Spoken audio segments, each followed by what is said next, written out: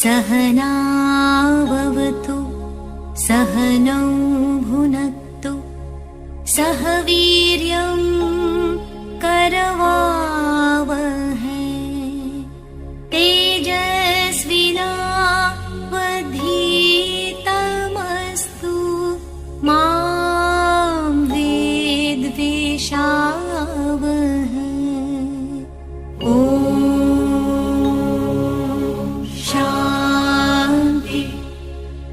शांति शांति। नमस्ते विद्यार्थी मित्रों, केम छो बधा? मजामां? ધોરણ 9 ની અંદર યુનિટ નંબર 5 ભારત આઝાદી તરફ પ્રયાણ, એમાં આપણે ઘણા બધા ટોપિક અલગ અલગ રીતે જોઈ ગયેલા કે ભારતને આઝાદી અપાવવા માટે કે જે એના આઝાદી તરફ જે પ્રયાણ થયેલો છે એમાં કેટલા બધા ક્રાંતિકારીઓ છે, બરોબર, એકી સાથે બધા જોડાયેલા, બરોબર. આપણે અસહકાર આંદોલન પણ જોઈ ગયેલા છીએ, પછી હિન્દ છોડો ચળવળ પણ આપણે અગાઉના વિડીયોની અંદર જોઈ ગયા. તો આપણને ખ્યાલ છે કે ભાઈ ક્રાંતિકારીઓ છે કેટલા ખુમારી વાળા બધા હતા, બરોબર. આવી જ ખુમારીની સાથે જો કોઈ પણ કામ કરવામાં આવે તો હંમેશા સફળતા મળતી જ હોય છે. તો આ બધા ક્રાંતિકારીઓને ધ્યાનમાં રાખીને આપણે પણ આપણું કાર્ય કરવું જોઈએ. એટલી ખુમારી આપણે તો રાખવાની જ, કામની બાબતમાં પણ, વાંચવાની બાબતમાં પણ, કોઈ પણ બાબતમાં. પરંતુ રસ્તો કેવો હોવો જોઈએ? સારો હોવો જોઈએ, સત્યના માર્ગે ચાલનારો હોવો જોઈએ. એક ખાસ એક આપણને આ બધામાંથી શીખ મળતી હોય છે. આજનો જે આપણો ટોપિક છે એ છે આઝાદ હિન્દ ફૌજ અને સુભાષચંદ્ર બોઝ, બરોબર. તો આપણે શરૂઆત કરીએ. ટેક્સ્ટ બુકમાં પેજ નંબર 34 ઉપર આવી જઈએ મિત્રો. આઝાદ હિન્દ ફૌજ અને સુભાષચંદ્ર બોઝમાં તો શરૂઆત કરીએ. સુભાષચંદ્ર બોઝનો જન્મ ઓરિસ્સા શું છે? રાજ્ય છે, બરોબર. આપણે એને શું કહીએ છીએ? હાલમાં ઓડિશા કહીએ છીએ. શું કહીએ છીએ? ઓડિશા. પરંતુ પહેલા શું નામ હતું એનું? ઓરિસ્સા નામ હતું. ઓરિસ્સા રાજ્યના કટક શહેરમાં થયો હતો. ખાસ યાદ રાખજો, એનો જન્મ ક્યારે થયો? ઓરિસ્સા રાજ્યમાં. કયા રાજ્યમાં? ઓરિસ્સા રાજ્યમાં કટક શું છે? કટક ગામમાં થયેલો છે. 22 જાન્યુઆરી 1897. 22 જાન્યુઆરી 1897 ની સાલમાં, બરોબર, સુભાષચંદ્ર બોઝનો જન્મ થયેલો. તેમના પિતા રાય બહાદુર જાનકીનાથ બોઝ કાનૂન ક્ષેત્રે સરકારી વકીલ હતા. એટલે સુભાષચંદ્ર બોઝ જે છે, બરોબર, એમના પિતાનું નામ શું હતું? રાય બહાદુર, બરોબર. અને જાનકીનાથ જે બોઝ છે એમનું આખું નામ છે રાય બહાદુર જાનકીનાથ બોઝ. કાનૂની ક્ષેત્રે સરકારી વકીલ, એટલે વકીલાત એ લોકો કરતા હતા. માતાનું નામ છે શ્રીમતી પાર્વતી દેવી. ધાર્મિક વૃત્તિ વાળા હતા. સ્વાભાવિક છે, આપણી ભારતીય સ્ત્રીમાં તો ધાર્મિક પ્રવૃત્તિઓ જોવા મળતી જ હોય છે. આ બંગાળી છોકરો બ્રિટિશ સરકારના વફાદાર સેવક બનશે તેવી ભવિષ્યવાણી વિચારી હતી. જોજો, એમના પિતાજી ને એ લોકોએ શું વિચારેલું? ભાઈ આપણો જે સુભાષ ચંદ્ર બોઝ છે જ્યારે નાના હતા, બરોબર, ત્યારે એમને એક મગજની અંદર એવું બેસાડી દીધું, ભાઈ બ્રિટિશ હુકુમતની જે છે, બરોબર, બ્રિટિશ સરકાર એના વફાદાર રહીને એની ભવિષ્યવાણી એને વિચારેલી હતી. ભાઈ બ્રિટિશરોને આ વ્યક્તિ કામ લાગશે એવી ભવિષ્યવાણી થઈ. પરંતુ થયું શું કે જેણે ભારતની બ્રિટિશ હુકુમત સામે સ્વતંત્રતાની જે તરીકે એને કામ કર્યું. હવે બ્રિટિશરોની શું આવી ગયા? સામે આવી ગયો. એટલે જે એની ધારણા હતી એના પિતાજીની, એ બધી કેવી થઈ? ખોટી ગણાય. કારણ કે આ તો ભાઈ એવી વસ્તુ છે, ભાઈ દેશભક્તિ તો આપણા લોહીમાં હોય છે. ભલે એ વકીલ હતા, એને તો એ સમય એવો હશે એટલે એને શું કર્યું હશે? એવું વિચારેલું હશે. ભાઈ સ્વાભાવિક છે, 1897 નો સાલ જોઈ લો, 1900 ની સાલ જોઈ લો. હુકુમત કોની હતી? અંગ્રેજોની હતી. એ તો પછી આવા આઝાદી તરફ પ્રયાણના કાર્યક્રમોની શરૂઆત થઈ ને પછી બધાને એમ થયું કે નહીં, આપણે પણ અંગ્રેજો સામે લડી શકીએ છીએ, બરોબર. એ પહેલા તો બધા હતાશ થઈને તે જેવું જીવન ભગવાને આપેલું છે એવું જીવન એ લોકો પસાર કરતા હતા, દમન નીતિનો ભોગ બનતા હતા. એ લોકો એમ જ વિચારી લીધું કે ભાઈ હવે તો આપણે કોઈ દી જિંદગી એ રીતે જે પહેલા બધા જીવી ગયેલા એવા જીવવા મળશે નહીં, આપણે કોઈ દી ક્રાંતિના માર્ગે જશું નહીં, આવી વિચારસરણીથી, બરોબર. એટલે એવા બધું વિચારવાની બાબત આવતી જ હોય છે, સ્વાભાવિક છે. કોલકાતાની પ્રેસિડેન્સી કોલેજમાંથી ખૂબ સારા ગુણથી પરીક્ષા પાસ કરી. જો કોલકાતાની અંદર પ્રેસિડેન્સી કોલેજમાં ખૂબ સારા ગુણથી એમને શું કરી? પરીક્ષા પાસ કરેલી. કોણે? સુભાષચંદ્ર બોઝ. પછી થયું એવું કે ભાઈ વધુ અભ્યાસ અર્થે ક્યાં ગયા? ઇંગ્લેન્ડ ગયા. હવે ઇંગ્લેન્ડ એટલે કોણ? બ્રિટિશરો, બરોબર. ભારતની હુકુમત, ભારતની સત્તા કોણે સમયે કોના હાથમાં હતી? ઇંગ્લેન્ડ, બ્રિટિશ લોકોના હાથમાં હતી. એટલે ત્યાં ભણવા ગયા. ક્યાં? ઇંગ્લેન્ડ. ત્યાંથી ખૂબ અઘરી ગણાતી પરીક્ષા ICS, Indian civil service, ICS, બરોબર. ખૂબ અઘરી પરીક્ષા એને કહેવામાં આવે છે મિત્રો, ઇન્ડિયન સિવિલ સર્વિસની. એ પરીક્ષામાં ચોથા નંબરે ઉત્તીર્ણીય થયા. ઉત્તીર્ણીય થયા એટલે કે ભાઈ એનો આખા ઓલાની અંદર જે પરીક્ષા બધાએ દીધી હશે એમાં સુભાષચંદ્ર બોઝનો નંબર કેટલામો આવ્યો? ચોથો નંબર. આપણે કેમ GPSC કહીએ, UPSC કહીએ? UPSC, GPSC એટલે ગુજરાત લેવલની રાજ્ય કક્ષાએ, UPSC એટલે કેન્દ્ર સરકાર સમગ્ર ભારતના વ્યક્તિઓ દઈ શકે છે, બરોબર. તો આવી UPSC ક્લિયર કરવી તો જ ISC અધિકારી એવા બધા બની શકતા હોય છે, ઇન્ડિયન પોલીસ સર્વિસ, IPS ની બધા, બરોબર. તો આ પરીક્ષાને એને સમકક્ષ ગણી શકાય ICS, બરોબર. તો એવી અઘરી પરીક્ષામાં એને કેટલા? ચોથા ક્રમાંકે આવ્યા. તેઓ કોલકાતામાં પાછા આવ્યા. જ્યાં તેમણે અભ્યાસ કર્યો હતો ત્યાં જ એ ક્યાં આવી ગયા? પાછા ફર્યા. અને કોલકાતાની પ્રેસિડેન્સી કોલેજના તે, બરોબર, અંગ્રેજ અધ્યાપક ઓટ દ્વારા રંગભેદ નીતિ, એટલે થયું શું? ભાઈ ત્યાં અધ્યાપક તરીકે કામ કર્યું. એને કામ કર્યું ને એટલે એક વ્યક્તિ હતો, અધ્યાપક હતો, અંગ્રેજ અધ્યાપક, ઓટ હતું એનું નામ. શું? બોક્સમાં લઈ લેજો, વન લાઇનર પ્રશ્ન છે. ઓટ દ્વારા રંગભેદ નીતિ અને ભારતીય વિદ્યાર્થીઓના અપમાનજનક વર્તન અને અભિમાનના કડવા અનુભવોએ તેમના માનસમાં ક્રાંતિના બીજ રોપ્યા. હવે જો ક્રાંતિના બીજ પહેલા અત્યાર સુધી રોપાણા નહોતા, હવે ક્રાંતિના બીજ રોપાય છે. શું થયું? તો કે ભાઈ જન્મ થયો, બરોબર. જન્મ થયો એટલે ભણવા ગયા, પછી ઇંગ્લેન્ડ ભણવા ગયા. ઇંગ્લેન્ડમાં એને ICS ના ચોથા ક્રમે પરીક્ષા પાસ કરી અને ફરી વળી ક્યાં આવી ગયા? ભારતની અંદર કોલકાતામાં, જ્યાં અભ્યાસ કરતા ત્યાં જેને શું કાર્ય કર્યું? અધ્યાપકનું કાર્ય કર્યું. શિક્ષક, પ્રાધ્યાપક જેવાય કહેવાય જેને. પ્રાધ્યાપક જ્યારે ભણાવતા એ સમયગાળા દરમિયાન અંગ્રેજ હતો, એનું નામ શું હતું? ઓટ, બરોબર. રંગભેદ નીતિ યાદ કરો ગાંધીજીને, આફ્રિકા, બરોબર, ટ્રેનમાંથી એને કાઢી મૂકવામાં આવે છે, રંગભેદ નીતિ, બરોબર. એવી જ રંગભેદ નીતિ ક્યાં જોઈ એમણે? કલકત્તાની અંદર જોઈ. એમાં પણ એ પણ પ્રાધ્યાપક એમ, એટલે એને આંચકો લાગ્યો અને એ પણ એના અપમાનજનક, એટલે જેટલા ભારતીય વાસીઓ, જેટલા વિદ્યાર્થીઓ છે એ બધાનું શું કરતા? અપમાન કરી નાખતા.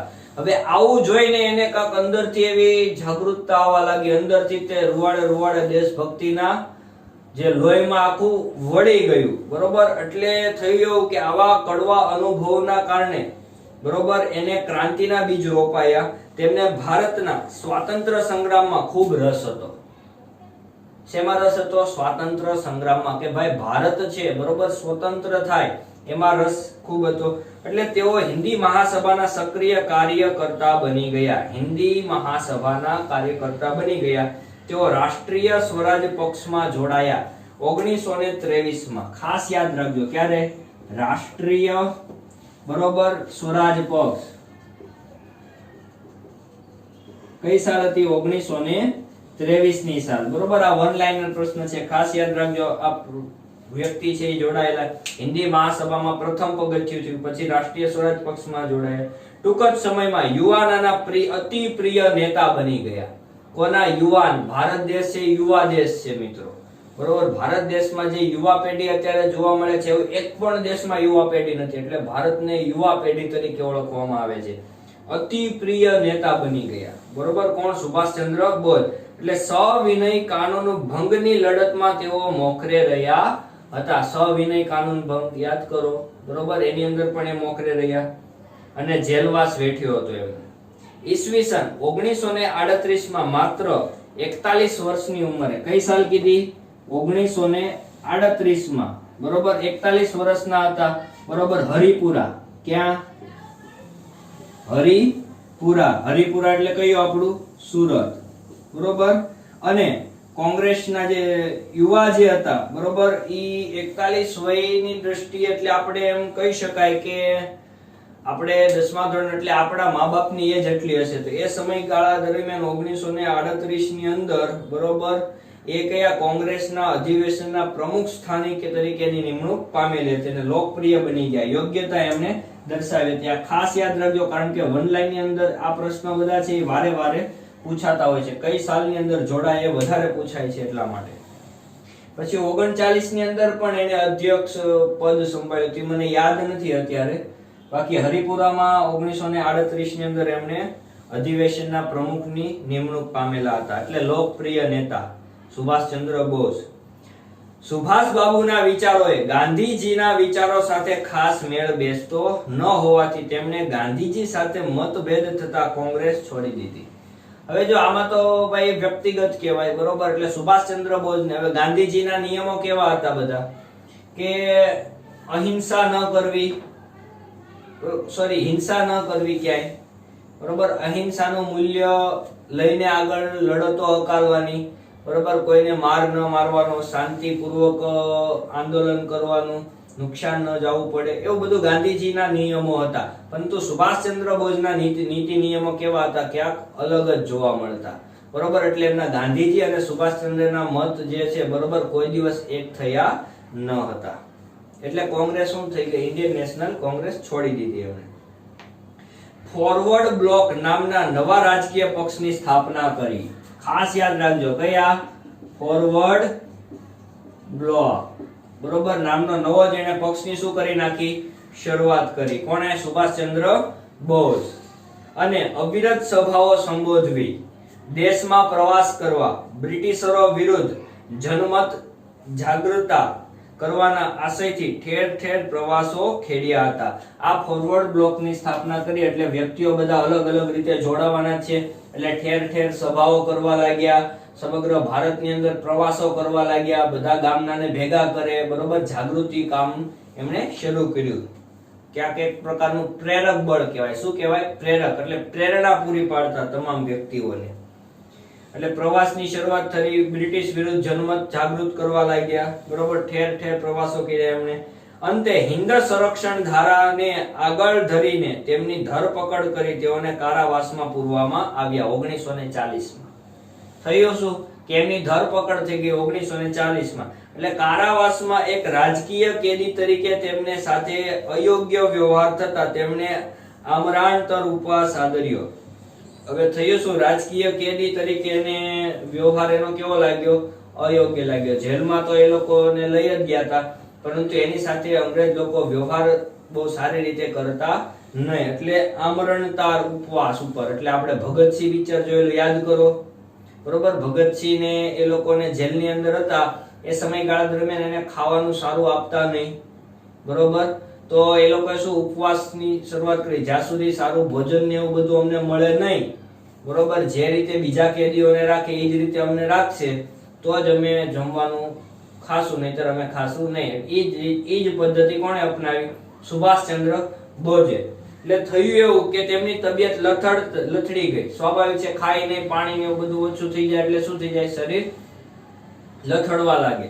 એટલે શરીર લથડતા પોતાના નિવાસ સ્થાને જેને શું કરવામાં આવ્યા? કેદ રાખવામાં આવ્યા. એટલે ત્યાંથી એને તાત્કાલિક ધોરણે જગ્યા ફેરફાર કરી, કારણ કે યુવા નેતા હતા. યુવા નેતાને કાંઈ થાવું ન જોઈએ, નહીતર ભારતીય પ્રજા છે રોષે ભરાઈ જાય, બરોબર. પરંતુ થયું શું કે એમના ઘરે નજર કેદ રાખ્યા. પરંતુ પઠાણનો છુપાવેશ, જો યાદ રાખજો, પઠાણના છુપાવેશ કોલકાતાથી પેશાવર. કયો વેશ? પઠાણનો, બરોબર. આ ખાસ યાદ રાખો, પ્રશ્ન પૂછાય છે. સુભાષચંદ્ર બોઝ કઈ રીતે નાસી છૂટ્યા હતા? પઠાણનો છુપાવેશ પહેરી કોલકાતાથી ક્યાં ગયા? પેશાવર ગયા. અને પેશાવરથી કાબુલ, કાબુલથી ઈરાન, પછી રશિયા થઈને બર્લિન પહોંચ્યા હતા, બરોબર. બર્લિન કયું? જર્મની.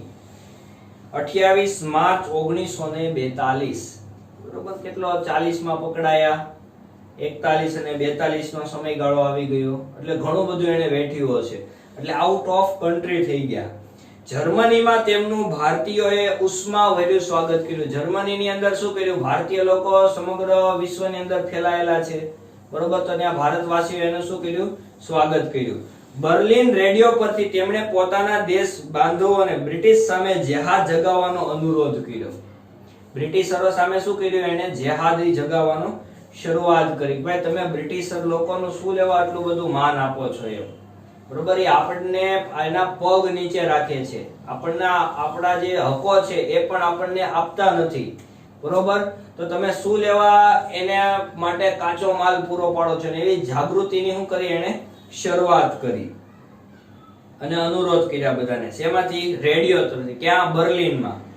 જર્મનીમાં હિટલર સાથે ભારતની આઝાદી વિશે ચર્ચા કરી. યાદ કરો હિટલર ક્યારે જોવા મળતો? આપણે પ્રથમ ને દ્વિતીય વિશ્વયુદ્ધ જ્યારે આપણે ભણ્યા ત્યારે હિટલર વિશે આપણે માહિતી મેળવેલી, બરોબર? યાદ કરો એને.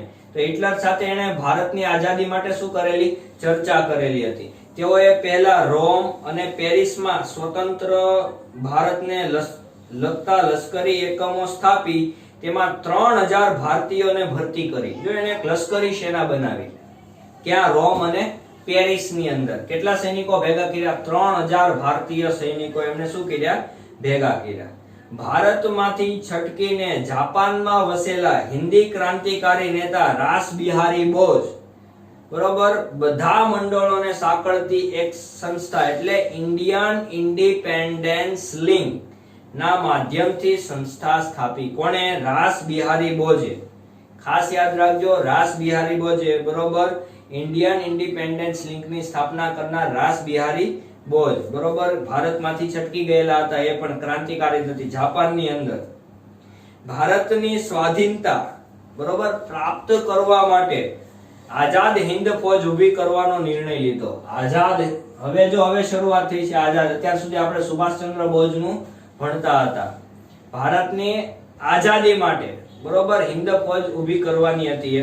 તેમાં વિશ્વમાં જુદા જુદા દેશોમાં વસતા હિન્દીઓ જેવા કે મલાયા, જાપાન, ચીન, સુમાત્રા, જાવા, હોંગકોંગ, બોર્નિયો, અંદમાન, બ્રહ્મદેશ એટલે હાલનું મ્યાનમાર વગેરે જગ્યાએથી 100 જેટલા પ્રતિનિધિઓએ હાજરી આપી હતી. જો એટલે સુભાષચંદ્ર બોઝ ને રાસ બિહારી બોઝ ને બધાના વિચાર જો ક્યાં સુધી એ લોકોએ કે ભાઈ ભારતીય લોકો ભારતની અંદર તો અંગ્રેજો સામે લડત કરે જ છે, પરંતુ આપણે શું કરીએ? આઉટ ઓફ કન્ટ્રી જતા રહીએ.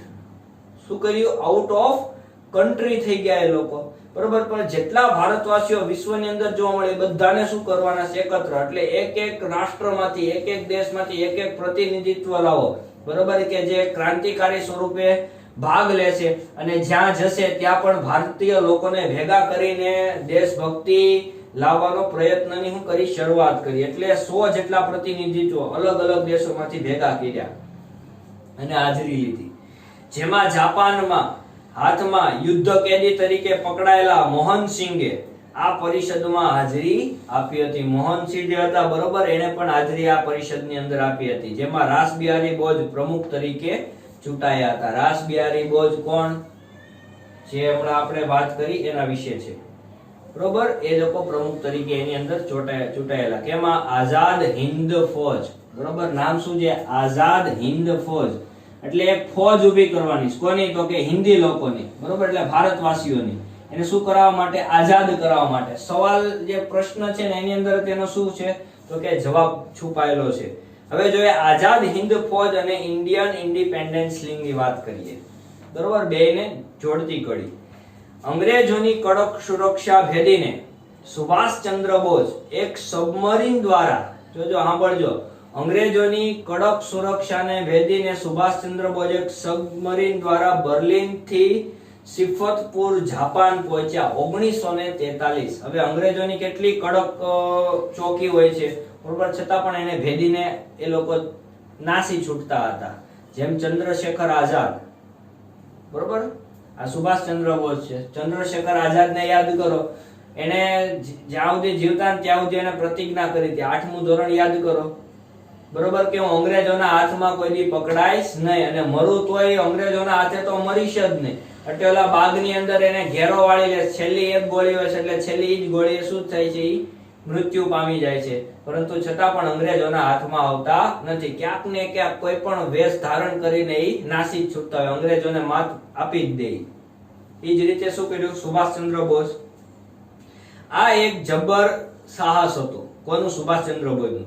ત્યાં રાસબિહારી બોઝ હિન્દ મુક્તિની આ ફોજ ઇન્ડિયન ઇન્ડિપેન્ડન્સ લીગની સર્વોચ્ચ નેતાગીરી સુભાષચંદ્ર બોઝને સંભાળી લેવાનું આમંત્રણ આપ્યું. જોજો, ઇન્ડિયન ઇન્ડિપેન્ડન્સ લીગ જાપાનની અંદર જે રાસબિહારી બોઝ જે હતા, બરોબર, એને શું નક્કી કર્યું? ભાઈ સુભાષચંદ્ર બોઝ જે છે ને, બરોબર, યોગ્ય નેતા છે, એટલે એને આખું જ જે છે, બરોબર, એનું આયોજન ઈ કોને સોંપી દેવું છે? હવે સુભાષચંદ્ર બોઝને સોંપી દેવું છે, એવું એને આમંત્રણ આપ્યું. આ ફોજ માત્ર હિન્દી સૈનિકોની અને હિન્દી અધિકારીઓની જ અને ભારતની મુક્તિ માટે જ લડશે તેમ નક્કી થયેલ. શું કર્યું? આ જે ફોજ છે, ઇન્ડિયન ઇન્ડિપેન્ડન્સ લીગ છે, આઝાદ હિન્દ ફોજ છે, આ બધું હિન્દી લોકો માટે છે, ભારતીય લોકો માટે છે, અને ભારતની આઝાદી માટે જ તે આની ચળવળની શું કરવાની છે? શરૂઆત કરવાની છે, બરોબર. એટલે જેમાં જાપાન, અગ્નિ એશિયાના હિન્દીઓની મદદ મળી, બરોબર. જાપાનની પણ આપણને મદદ મળેલી એ સમયગાળા દરમિયાન. એટલે જાપાનના વડાપ્રધાન હતા ટોઝો. જાપાનના વડાપ્રધાન કોણ હતા? જોડકામાં પૂછાઈ શકે. જાપાનના વડાપ્રધાન શું નામ હતું? ટોઝો. શું નામ હતું? ટોઝો નામ હતું એનું. સાથે મુલાકાત થઈ. તેમણે હિન્દના પૂર્વ સ્વરાજ માટે તમામ પ્રકારની સહાય જાપાન કરશે તેવું નક્કી કર્યું. જો વડાપ્રધાને, જે જાપાનના જે વડાપ્રધાન છે, બરોબર, આપણને એ લોકો શું કરશે? તમામ પ્રકારની મદદ કરશે એવું નક્કી કર્યું. જાપાની લશ્કર હિન્દમાં આગળ વધે તેમ તેમ કામચલાઉ સરકાર ત્યાં રચી ત્યાંનો વહીવટ તેમને સોંપશે અને જાપાન તેને માન્યતા પણ આપશે. કામચલાઉ સરકાર એટલે શું? આપણું ભારતનું બંધારણ ઘડવામાં નહોતું આવ્યું, બરોબર. એ પહેલા શું કામચલાઉ સરકારની રચના થતી, એટલે ભાઈ અમુક સમય માટે સરકારની શું કરવામાં આવે? રચના કરવા, કે જે ભાઈ કામ છે, જે ઉદ્દેશ છે, જ્યાં સુધી પૂર્ણ ન થાય ત્યાં સુધી સરકારની શું કરવાની હોય છે? રચના કરવાની હોય છે, બરોબર. એને શું કહેવાય? કામચલાઉ સરકાર તરીકે ઓળખવામાં આવે છે. તો આવી કામચલાઉ સરકારની રચના ક્યાં કરવામાં આવી? જાપાનની અંદર કરવામાં આવી, બરોબર. અને જાપાન એને માન્યતા પણ આપશે. એટલું આપણો જે જાપાન છે, બરોબર, આપણા તરફેણની અંદર હતું. સુભાષચંદ્ર જાપાનથી સિંગાપુર ગયા. હવે જો સુભાષચંદ્ર બોઝ હતા, ક્યાં ગયા? હવે જાપાનથી પાછા ક્યાં જાય છે? સિંગાપુર જાય છે. ઈસવીસન 1943 ની 2 જુલાઈએ, અને ત્યાં સર્વસંમતિથી 4 જુલાઈ 1943 ઇન્ડિયન ઇન્ડિપેન્ડન્સ લીગના પ્રમુખ તરીકે તેમની શું કરવામાં આવી? વરણી કરવામાં આવી. સર્વાનુમતે 4 જુલાઈ 1943. આ પ્રશ્ન પૂછાતો નથી, પણ તોય આપણે યાદ રાખવાનો. 4 જુલાઈ ઇન્ડિયન ઇન્ડિપેન્ડન્સ લીગ, બરોબર. ઇન્ડિયન ઇન્ડિપેન્ડન્સ લીગના શું બન્યા? ઈ પ્રમુખ બન્યા. એની વરણી કરવામાં આવી બધાની સહમતિથી. એટલે સાથોસાથ Rashbehari બોઝે Indian national army INA, શું નામ છે? INA, Indian national, Indian national army, બરોબર. આ ખાસ યાદ રાખવાનું. આઝાદ હિન્દ ફૌજના વડા તરીકે સ્વેચ્છાએ નિવૃત્ત લઈ સુભાષચંદ્ર બોઝની આઝાદ હિન્દ ફૌજના વડા તરીકે એની નિમણૂક કરવામાં આવી. હવે સુભાષચંદ્ર બોઝ આઝાદ હિન્દ ફૌજના કોણ બની ગયા? વડા બની ગયા છે. એટલે ત્યાં વસતા હિન્દીઓને પોતાની માતૃભૂમિને મુક્ત કરાવવા માટે યોગ્ય અને સમર્થ નેતા મળ્યા. શું મળ્યા? આઝાદ હિન્દ ફૌજની જે સ્થાપના થયેલી, બરોબર, એ આઝાદ હિન્દ ફૌજને જે યોગ્ય રસ્તો દેખાડી શકે, યોગ્ય નેતૃત્વ કરી શકે એવા વ્યક્તિ મળ્યા, બરોબર. એટલે જ સુભાષચંદ્ર બોઝને નેતાજી તરીકે ઓળખવામાં આવે છે. એનું હુલામણું નામ છે. શું નામ છે? હુલામણું નામ. નેતાજી એટલે કોણ? તો કે સુભાષચંદ્ર બોઝ. નેતાજીએ સૈનિકોને ચલો દિલ્હી, तुम मुझे खून दो मैं तुम्हें आजादी दूंगा, जय हिंद, बरोबर. આવા સૂત્રો અલગ અલગ આપેલા હતા. ત્રણેય સૂત્ર મોસ્ટ આઈએમપી પ્રશ્ન છે, ખાસ યાદ રાખજો. પ્રશ્ન પૂછાઈ શકે છે, तुम मुझे खून दो मैं तुम्हें आजादी दूंगा. પ્રશ્ન જે આ વાક્ય છે એ કોણે આપેલું છે? તો જવાબમાં શું આવે? સુભાષચંદ્ર બોઝ. ચલો દિલ્હી, કોણે સૂત્ર આપેલું છે? સુભાષચંદ્ર બોઝ. કરેંગે યા મિટેંગે, કોણે સૂત્ર આપ્યું? ગાંધીજીએ. યાદ કરો, બરોબર. આ રીતે અલગ અલગ કોઈ વ્યક્તિ બોલેલા હોય બરોબર, તો એ પણ બધું યાદ રાખવું જોઈએ આપણે, કારણ કે એ પણ પ્રશ્નમાં પૂછાઈ શકે છે. પછી જય હિન્દ પણ એમને સૂત્ર આપેલું. પોતાના કુશળ માર્ગદર્શન દ્વારા આરજી હુકુમતની રચના કરી. હવે કઈ હુકુમતની રચના કરી? આરજી હુકુમત એટલે સમાંતર સરકાર કહેવાય. જો પ્રશ્ન પૂછાઈ શકે આરજી હુકુમત એટલે શું? તો કે સમાંતર સરકાર. શું પ્રશ્ન થાય? સમાંતર સરકાર. હવે આરજી હુકુમત એટલે ઓલી આરજી હુકુમત નહીં કે ભાઈ જુનાગઢને જ્યારે ભારત અને પાકિસ્તાનના ભાગલા પડતા હતા ત્યારે જુનાગઢનો જે રાજા હતો મોહબ્બત ખાન બરોબર, એને ક્યાં ભળવું હતું? પાકિસ્તાનની સાથે ભળવું હતું.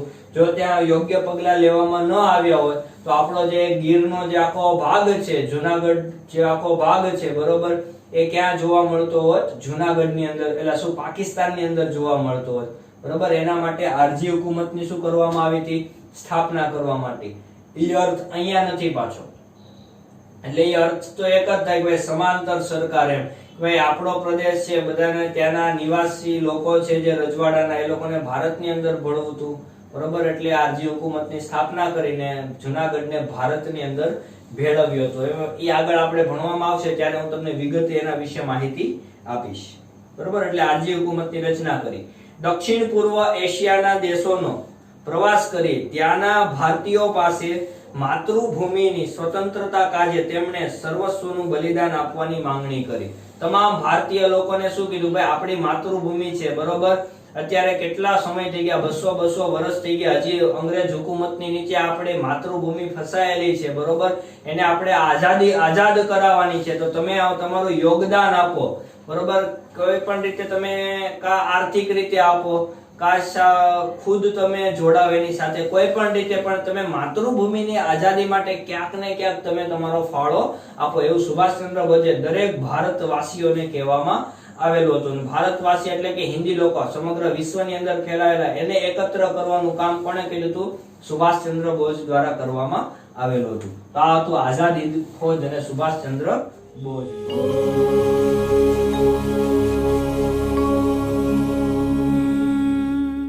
सहनावतु सहनौ